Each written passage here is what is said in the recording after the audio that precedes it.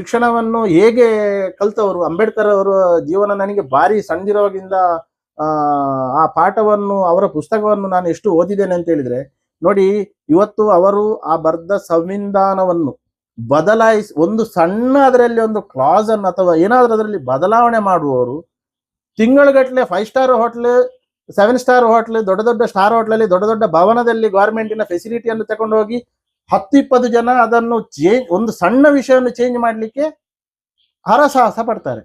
ಪಾಪ ಅಂಬೇಡ್ಕರ್ ಅವರು ಒಂದೊಂದು ದಿವಸ ಊಟವೂ ಇಲ್ಲದೆ, ಒಂದು ದಿವಸ ಏನೋ ಹೊಟ್ಟೆಗೆ ತಿಂದುಕೊಂಡು ಎಲ್ಲೋ ಏನೋ ಕಲ್ತುಕೊಂಡು ಎಷ್ಟು ಅವರಿಗೆ ಪಾಪ ಅವರ ಒಂದು ಜಾತಿ ವ್ಯವಸ್ಥೆ ಅವರಿಗೆ ಇದು ಮಾಡಿತು. ಈ ಜಾತಿ ವ್ಯವಸ್ಥೆ ಎಂಬುದು ಬ್ರಿಟಿಷರಿಂದಾಗಿ ನಮಗೆ ಒಂದು ನಮ್ಮ ಇದಕ್ಕೆ ಹಾಕಿದ ವಿಷ ಬೀಜ.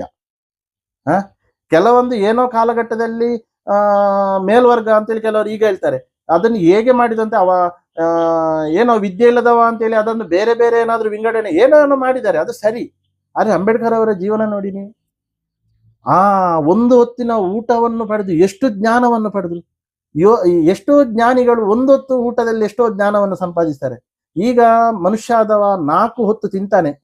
ಹಾಗೆ ಅಂಬೇಡ್ಕರ್ ಜೀವನವನ್ನು ನೋಡಿ ಈಗಿನ ಸಮಾಜದವರು ತುಂಬಾ ವಿಷಯವನ್ನು, ತುಂಬಾ ಅಲ್ಲ, ಅವರ ಎಲ್ಲ ವಿಷಯವನ್ನು ಕಲಿಬೇಕು. ಅವರು ಪಟ್ಟ ಕಷ್ಟ, ಅವರಿಗೆ ಆದ ಶೋಷಣೆಗಳು, ಅವರು ಅಷ್ಟೆಲ್ಲ ಕಾನೂನು ಬರಬೇಕಂತ ಹೇಳಿದ್ರೆ ಅವರ ದುಃಖ ಎಷ್ಟು ಇರ್ಬೋದು. ಈಗ ನನ್ನ ದುಃಖ ನಾನೊಂದು ತಿಳಿಸಿದೆ, ಕಾಲೇಜಿನ ಇನ್ಸಿಡೆಂಟ್. ಅವರು ಪಾಪ ಎಷ್ಟು ದುಃಖ ಪಟ್ಟರು. ಆ ಸಂವಿಧಾನಕ್ಕೆ ನಾವು ಯಾವಾಗಲೂ ಬದ್ಧವಾಗಿರ್ಬೇಕು. ಅಲ್ಲಿ ಹೇಳಿದ ಎಲ್ಲಾ ಕಾನೂನುಗಳನ್ನು ನಾವು ಪಾಲನೆ ಮಾಡಬೇಕು.